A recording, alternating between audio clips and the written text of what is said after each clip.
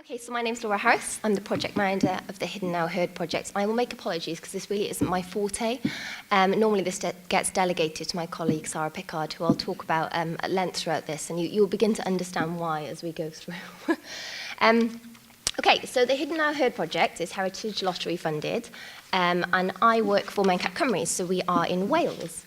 And we are collecting the oral histories of former patients of long-stay hospitals. So we've just heard about asylums and institutions. We're collecting those really uncomfortable histories from people who used to live in long-stay hospitals across Wales.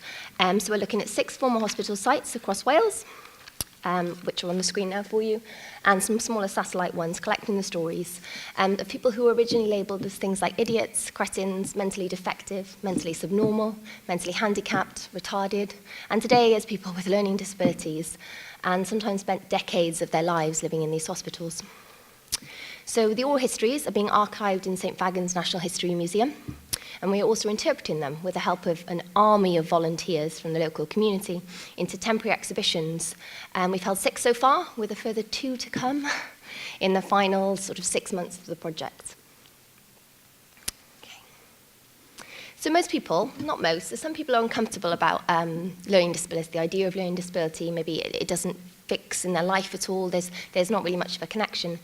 So often people with a learning disability are patronised, although this isn't people's intention. These are people who are talked down at. Sometimes people with a learning disability aren't allowed to make decisions. Often those decisions are made by support staff, family members who know better. When they socialise, what time they should go out and what activities they should do, even down to what clothes they should wear. And we hear lots of things like appropriate age and that kind of thing. And in long-stay hospitals, they were treated as subhuman beings. Today, people with a learning disability are treated at worst as children and at best as teenagers, as a general rule. Sadly, it's rare to telephone someone within their own home and actually have that individual answer the telephone. Normally, their lives are controlled under the guise of protection, so it's having to get through support staff or parents to even have that conversation about the project with an individual. Who have, justified in sharing their stories, and also whose stories are often controversial, so it adds another layer of protectionism. I'm going to play you a short video now of a woman called Phyllis, who's absolutely wonderful. She is a force to be reckoned with, and she spent 40 plus years in an institution. So this is her talking about her time in Hensall Castle Hospital. Yeah. Well, I'm going to have a smoke now, love. You want to take a photo? I'm safer where I am up there. I never went to the outside world. I never come out again. It's true that is. I know where I'm stood with the nurses, the home leader. And Errol Blake will tell you, they're trying to get us all out at the eye-knobs, but it won't work. We're safer where we are up in the hospital. So, Phyllis, where do you prefer, here or Hensall? Here, love. It's my home here. I never want to go back to Exeter where they did to me. So it's better here, is it? Oh yes, I'm staying here. I got good friends here, good staff like Nicola. Okay, so that video shows us a number of things. One, that Phyllis now has hindsight, and 2, that in '94, with those original comments, she didn't make an informed decision because she had no idea what it was to live outside of a hospital. So she went into care when she was a child and eventually ended up in Hensall Castle Hospital at the age of 11 because of epilepsy. And this kind of just really makes the point then that for our subjects, they're often sort of led and influenced by those around them, and especially their environments. And it's a lot more easy for that to happen. And what I will say is Phyllis has moved again since here, and will say exactly the same thing about her house now. And that's not necessarily untrue, but it's just remarkable when you think about her story and how she shares it. So the Mental Capacity Act states that you have to assume someone has capacity unless you have reason to believe otherwise. And this applies to people with a learning disability, shock horror.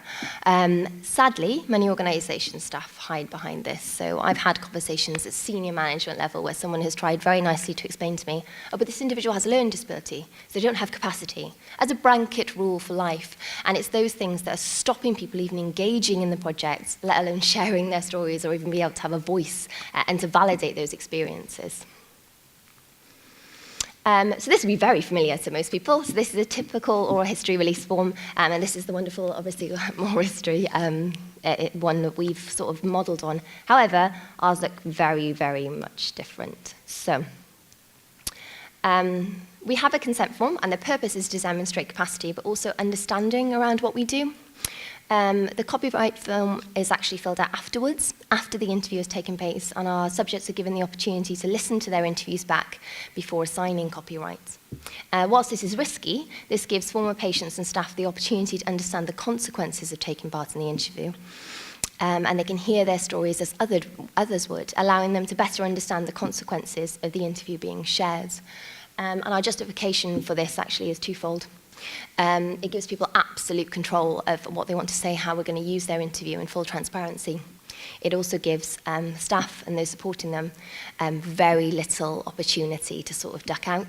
And also that's just out of fear. It's not because we're talking about bad people, but they have all the information. The fonts, as you'll see, are larger font, fewer words, and they have some images. And the same image uses across both forms, adding consistency to our message. We call this Easy Read, and those of you familiar, I'm sure will have some eye rolls about Easy Read. Easy Read is not a blanket fixable document. It only works if you have someone there to interpret the information. So we talk through these with our subjects. So we have a meeting where we will go through this, answer any questions they might have with them, and their support team as well. And then we give them a week to think about it. And we try to explain every possible and reasonable use for the interview to ensure people have a full understanding before we use them. There is a potential that people will disclose abuse. We have to obviously explain this as well. And we also have to safeguard around things like trauma, like people just really candidly talking about. These are individuals who have been suppressed from sharing their story. And I don't mean to speak in a blanket term then. I mean, we've actually had cases where an individual has disclosed stuff to us that he has never disclosed in 25 plus years in community support of his time in the institution. For me, it wasn't particularly harrowing. The stuff that he was disclosing wasn't revolutionary. It certainly wasn't the safeguarding issue, but it was stuff that he had just stopped from being talking to or about. And the staff's justification for that and the reasoning for that was because when he would start talking about it at home, they would distract him. Let's go and make a cup of tea, let's go and do something else, because they were so concerned that he would get upset that they stopped him from having that control and being able to have that. And obviously the repercussions of that is that he suffered in terms of his mental ill health and actually was later diagnosed with PTSD. So we have a really robust risk assessment that just supports the support workers and individuals themselves to seek the correct help, because effectively we could be going in and opening Pandora's box. Now it's rare, but that could have been avoided because this isn't something that's happened recently. But it does speak to the sort of power imbalance of these relationships. We also explain the Data Protection Act to the best of our ability. I'm not sure I've met anyone that fully understands it, and I know people who work for them. And we offer people the opportunity to have somebody countersign for them, and also for having them video their consent process as well. So do you give consent? It's fine that you can't write, we can videotape it. So just some examples. And the opt-in and opt-out of Facebook as well, which I'll come and talk about when I talk about podcasts as well. Okay, so the interview itself, and this is where Sarah absolutely needs to be the one to do this. So this is my colleague Sarah, and it will not have escaped your notice that Sarah has Down syndrome. Now, Sarah is the one that conducts most of the oral history interviews for us. Now, this creates quite a challenge for us that we hadn't actually realised. So Sarah often will get patronised. I've been at events with Sarah where an older lady has come up to her and asked me if she can have £1 for an ice cream. Now that's not a nasty thing. Sarah's a 33-year-old woman who's very, very capable. And it's not meant to be offensive, but it certainly is, and it's something she has to deal with every single day. I'll give you an example. So we've had, actually, having Sarah do the interviews can be very, very positive because she has validity. She has lived experience in a way that I cannot harness when we're talking about former patients. Equally, what it does is it draws out people's internal prejudice. So if we're talking about institutions, Sarah has Down syndrome. She would have been classed as low grade in hospitals.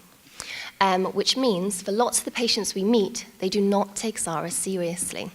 And for the staff who maybe historically worked there, who have a very different understanding of disability, do not take SARA seriously either. So I've been in a situation where SARA's been conducting an interview and we've paused, and the gentleman we're interviewing, former staff member who worked his entire life in learning disability, has chosen that moment to disclose to me about all the sex that took place in the institutions, because heaven forbid SARA's very delicate ears should be exposed to that kind of thing.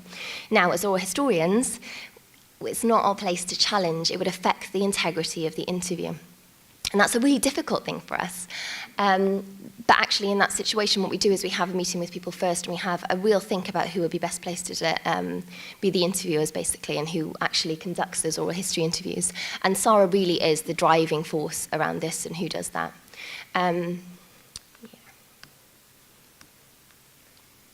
Okay, so I mentioned the copyright form, and it is high risk, but what we do, and it's 7 pages long, and we only give out the copyright form to people after they've done their interview. And we send a copy of their interview to them so they can listen back to it as the audience would, and they fill in the copyright form. They can opt to have segments embargoed. So far, we've only had things like, can you take out what I've used people's second name? For some reason, people are really concerned about these things. And can you take out how much I say and ah? No, my gosh, we do not have the capacity to be doing that. And it is risky, but again, it just gives back that control to the individual to be able to share their story in a way that they feel most comfortable with. And also, and it's really bad, but it also gives confidence to support staff who ultimately hold a lot of power in these relationships.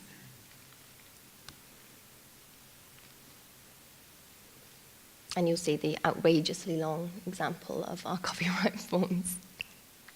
Okay, so what do we do with them? Apart from archiving them, which obviously is great because it preserves them and they're there forever, we turn them into exhibitions. So nobody's going to sit there and listen to a 40-minute oral history clip, so we clip them.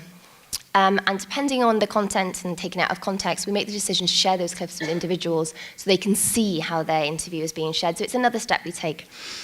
We know that most oral histories are presented using headphone units, and some regional museums, in particular Swansea, have used things like pod speakers and proximity sensors for speakers for oral histories. We know that museum visitors use headphones, but if we're honest, not that much.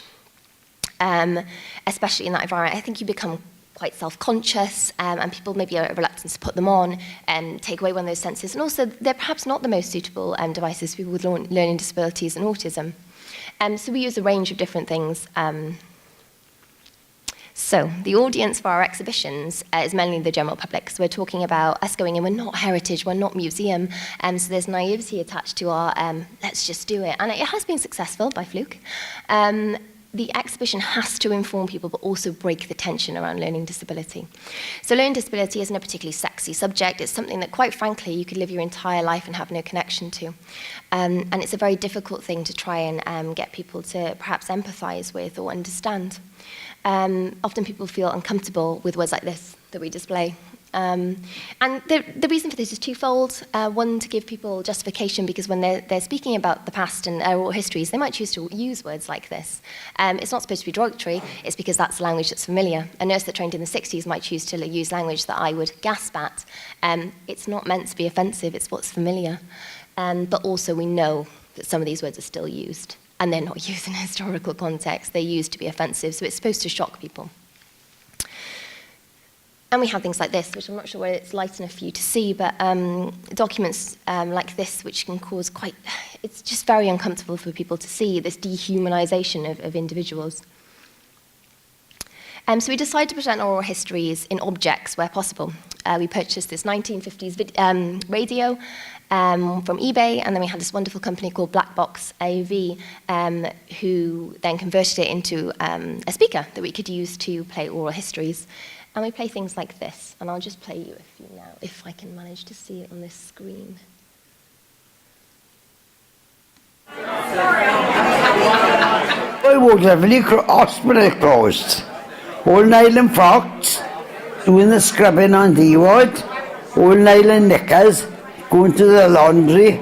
It wasn't a nice place. I done mats, knitting for everyone, so I don't have to knit anymore now. Back in the fag papers, I used to have a good picture of him. He has on 20 pence a day. Nothing, you know. So I complained to the police I had no money. Nay, I used to buy, I smoked cigars, but I had cancer in the end.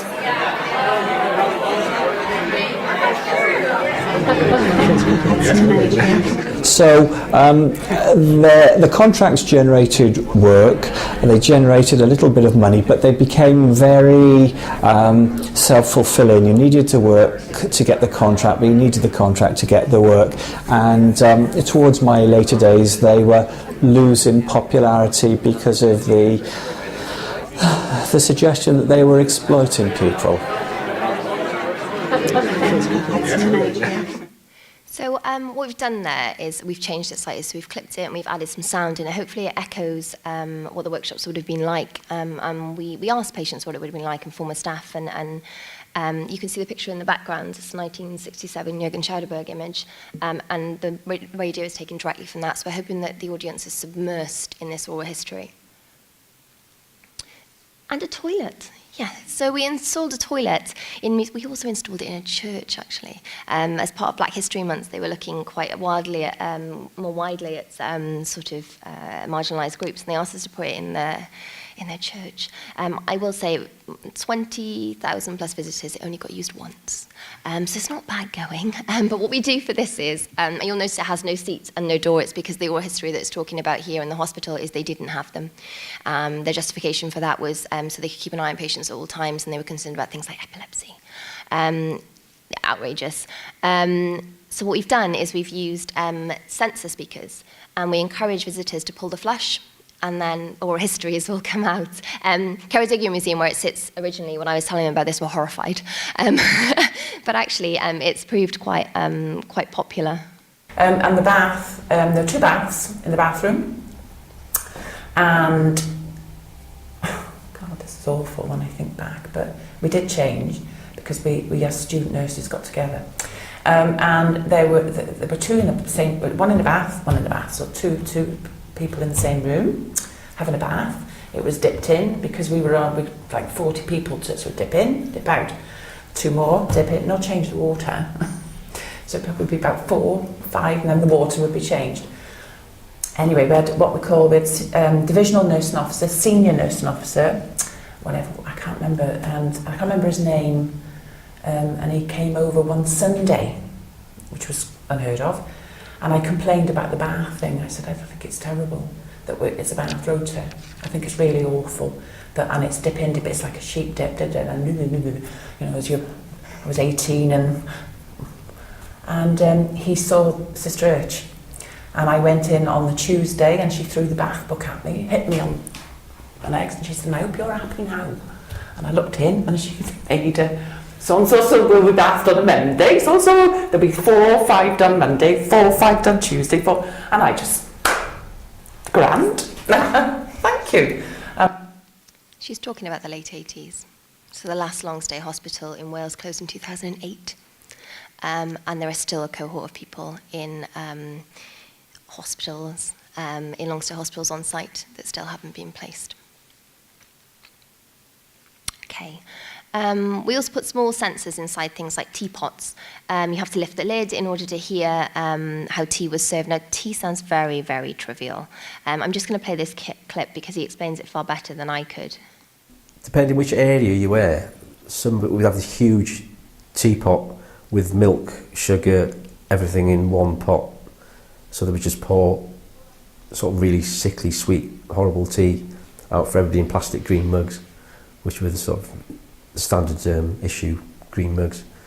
Which there's still a few left on site, sort of collector's items, but yeah.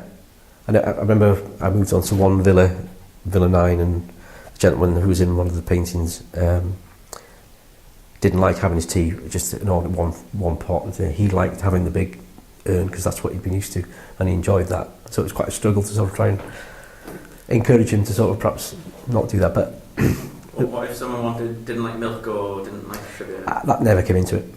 Choice was limited, I'd say. I think, we go back to this task-orientated thing. If you needed to give a drink to 20, 30 people, it was easier for the staff just to put one huge teapot together, and there was no decaffeinated tea or any sort of juices there. No vegetarian. No. So it was one size fits all, and that was a general approach to most things, really. Now that sounds really trivial, but I'm sure we could have a 25-minute long argument about how tea is served. It's such a trivial thing, but speaks much widely, or much just about the lack of choice and identity and control that these individuals had. Now, I've spoken a little bit about how learning disability is perhaps more difficult for people to really engage with, and something that's crossed boundaries are these little things that we've tried to tease out. So this is a toy box we installed in an Ely exhibition down in Cardiff, and there was a 1969 scandal, which is effectively the catalyst that led to the closure of the hospitals across Wales, and you'll notice it took a very long time. And pre-1969, there was no toys in this toy box because the children didn't have toys. And it was after that they started reintroducing them. And this is just a lady talking about that. Was the lack of stimulation there? I was very aware that they were children and there were no toys. There wasn't a lot of colour in the ward, if any. They were overcrowded. And that resonates with people because we're talking about children. It reaches people on a different level and allows them to engage as well. Another thing we've done, and I won't play any more history as I'm conscious that we're running out of time, but is we've put a pressure pad in a hospital bed. So these are all props, which is linked to a speaker inside a pillow, and we encourage people to get on the bed in a very public place and listen to these oral histories coming out of the speaker in the pillow. And that's because the bed would have been in a dormitory with 50 other people. And so it really, hopefully, the idea is that it really submerses them in that experience. So we're bringing them inside the four walls of those hospitals. And obviously there's headphones for people who don't want to or maybe can't get onto the bed. What I will say is I mentioned a lot about less text, and you'll notice all these boards have an awful lot of text. It's because we're in Wales and it's Welsh and English, so I swear that's the reason. And so the methods are designed to encourage tactile interest in the museum. It's not only about hearing first-hand accounts, but attempting to bring people into those hospital walls. It is not without its challenges. We're telling people in museums that they can touch things, that they can climb on things, and it goes against the grain.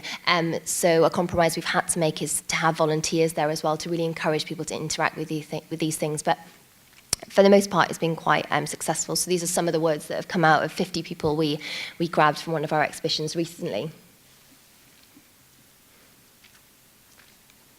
And we've started to influence slightly. So the regional museums in Wales, on a whole, haven't considered these methods in terms of presenting things like this and oral histories.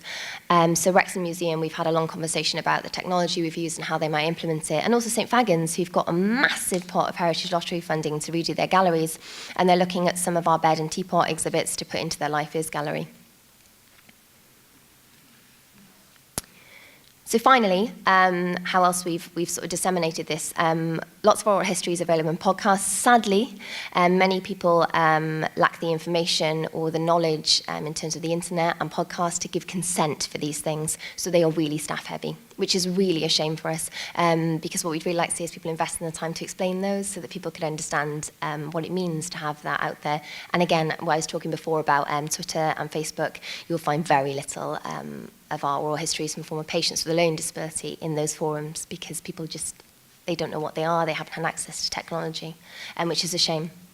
And it is available if you go, it's on SoundCloud as well. Please subscribe. So just to finish, I'm conscious that it's been a wonderful conference, but there's people that need to get off. So we do have a Facebook page. You can get hold of me. I'm more than happy to share any of the information if it's any use to you at all. Yeah, thank you very much.